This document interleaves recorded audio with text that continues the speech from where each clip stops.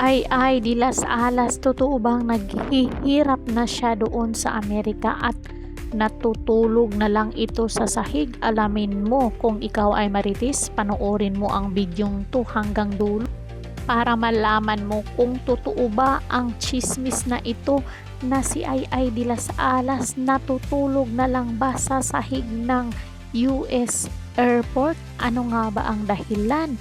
Bago ang lahat, intro muna tayo. Let's go!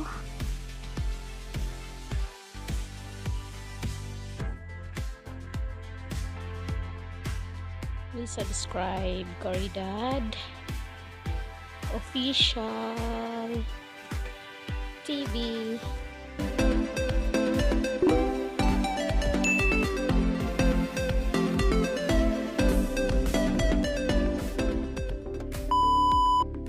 Ipinakita nga ni Ay di las alas na natulog siya sa US airport dahil nga nagkaaberya ang lahat ng paliparan noong July 19.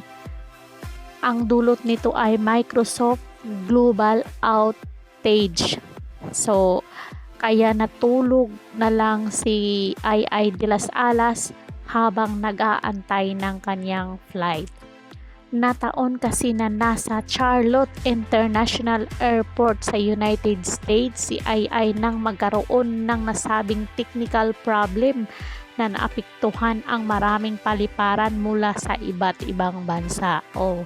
Kung ikaw ay marites, tapusin mo yung bidyong to. Huwag mo nang mag-comment ha. Dahil hindi totoong naghihirap na si Ay di las alas.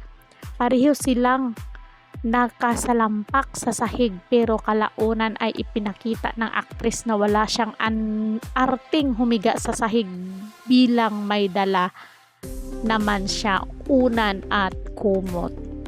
Panimula niya sa post ng dahil sa software global outage na to, humiga na lang ako sa sahig sa Charlotte International Airport. Salamat, may dala akong kumot at unan. Pahayag ni Ay di las alas. Dagdag pa niya, salamat sa Diyos kasama ko ang aking baby girl Sofia di las alas. Siya ang nag-asikaso ng flight and luggage namin. Tichi-tichi siya. Sabi ko sa kanya, kung wala ka, iiyak na lang ako. Say pa niya.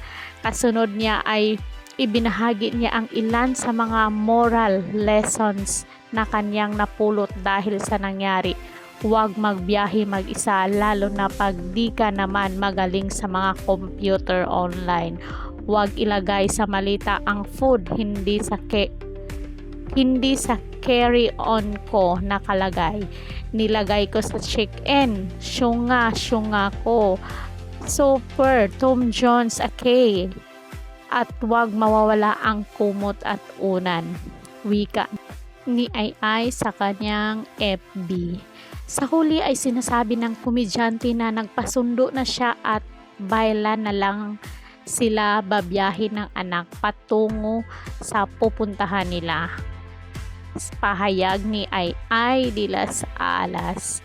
So, anong masasabi nyo dito? Kung ikaw ay marites, hindi po totoong naghihirap itong si Ay di las alas, kundi it's a prank. Kung nagustuhan nyo ang video to guys, please like, share, and subscribe.